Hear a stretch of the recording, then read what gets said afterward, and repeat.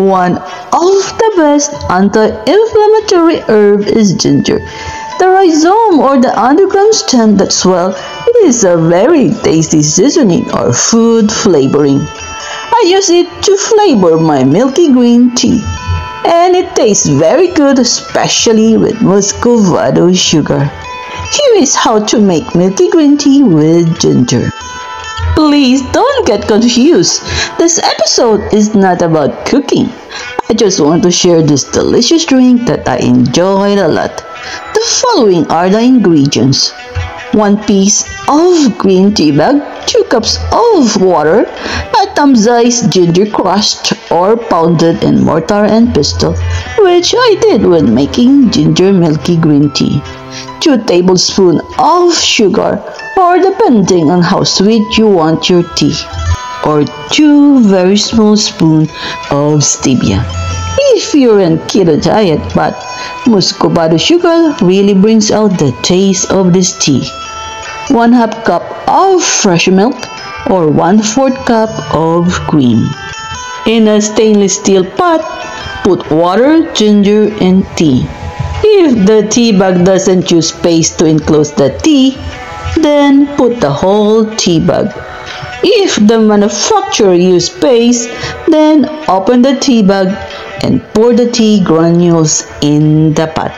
I read that the paste used in tea bags contain unhealthy chemicals. Thus, I use this method. So, boil the mixture for 5 to 10 minutes. Then, add the fresh milk or cream. And lastly, the sugar. To make it more tasty, try this bubbling technique. Put the tea in a mug and transfer it to another mug for 10 to 15 times.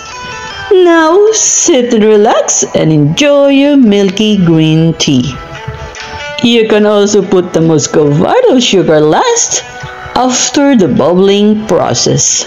And stir it lightly, then let the remaining sugar settle down at the bottom of the mug. And enjoy the sweet, tasty treat at the end of your drink. Now, let's go back to ginger as medicinal. Oh wait, if you like herbs, please don't forget to subscribe and get notification for my next video. The scientific name for ginger is Zingiber officinale. Ginger is a perennial tropical herb that grows out of an underground stem called the rhizome. The succulent rootstock or rhizome is thick, fibrous, and light brown or whitish in color. It is aromatic or smells so good. The leaves are linear, sessile, or stalkless, long and smooth. The flowers that grow in spikes are white with purple streaks. The plant grows to a height of about 0.6 to 1.2 meters. Ginger is used for disorder of the digestive system, rheumatism, piles, pulmonary diseases, neuralgia, urticaria or allergic skin conditions, and amenorrhea. It is also used for chronic rheumatism, colds, influenza, flatulence, cough, asthma, edema, dyspepsia or indigestion, stomach ache or colic, vomiting, toothache, sore throat, sinusitis, and boils. The infusion of ginger rhizome is used to take care of disorder of the digestive system, rheumatism, piles, pulmonary diseases, neuralgia, urticaria, and amenorrhea. For chronic rheumatism, pound the rhizome, mix it with castor oil, and apply it over the affected area.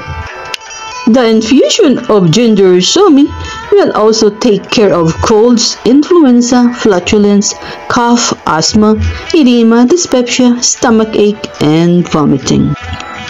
For painful gum and tooth, make a paste of a piece of dried ginger with some salt and apply over it.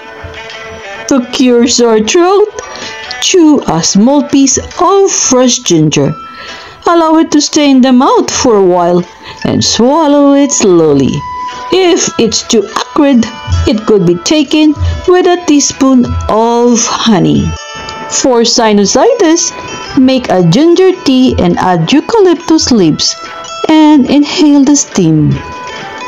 For boils, make a paste with equal quantities of dry ginger and turmeric powder and apply it to the affected area. For the dosages, please watch the roast apple video, or I make a link as well. Thank you for watching and have a great day.